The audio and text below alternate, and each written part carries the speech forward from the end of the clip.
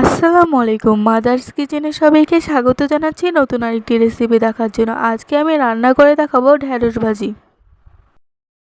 ঢ্যাঁড়স ভাজিটা দেখতে যতটা সুন্দর হয়েছে, খেতে তার থেকেও বেশি মজার হয়েছে।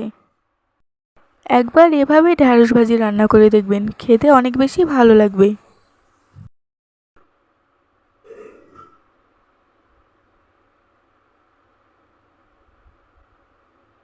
ঢ্যাঁড়স ভাজি রান্না করার জন্য নিয়েছি পেঁয়াজ কুচি, রসুন কুচি আর মরিচ। পেঁয়াজ আর মরিচের পরিমাণটা একটু বেশি নিয়েছি। নিয়েছি ঢ্যাঁড়স। ঢ্যাঁড়সগুলো ভালোভাবে ধুয়ে পাতলা পাতলা করে কেটে নিয়েছি।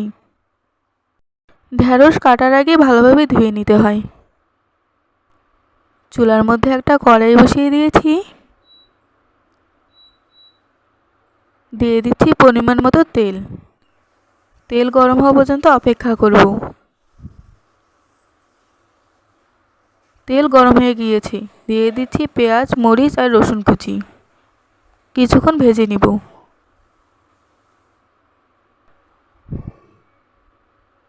পেঁয়াজ, মরিচ, রসুনগুলো ভাজা হয়ে গেলে দিয়ে দিচ্ছি স্বাদমতো লবণ। দিয়ে দিচ্ছি 2 চামচ হলুদের গুঁড়া। ভালোভাবে মিশিয়ে নিব। পেঁয়াজ, মরিচ আর রসুনগুলো আরও কিছুক্ষণ ভেজে নিব। ভালোভাবে ভেজে নিতে হবে। ভেজে নেওয়া হয়ে গেলে দিয়ে দিচ্ছি কেটে রাখা ঢ্যাঁড়সগুলো।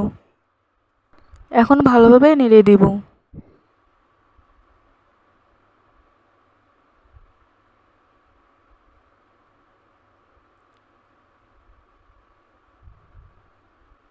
ভালোভাবে নেড়ে দেওয়া হয়ে গেলে ঢাকনা দিয়ে ঢেকে দেব 5 মিনিটের জন্য।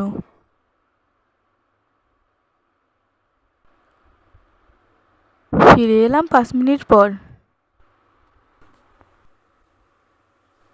এখন ভাজিগুলো ভালোভাবে নেড়ে দেব।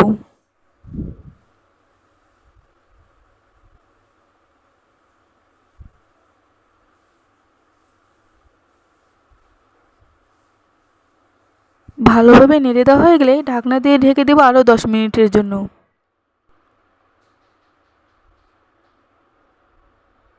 মাঝে এসে আমি ভাজিগুলোকে নেড়ে দিয়েছিলাম।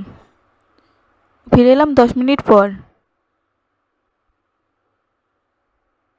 আরও কিছুক্ষণ ভাজিগুলোকে নেড়ে দিব। ঢ্যাঁড়স ভাজি রান্না করা হয়ে গেছে। দেখেই নিশ্চয়ই বুঝতে পারছেন ভাজিটা কতটা সুন্দর হয়েছে। দেখতে যতটা সুন্দর হয়েছে, খেতে তার থেকেও বেশি মজার হয়েছে।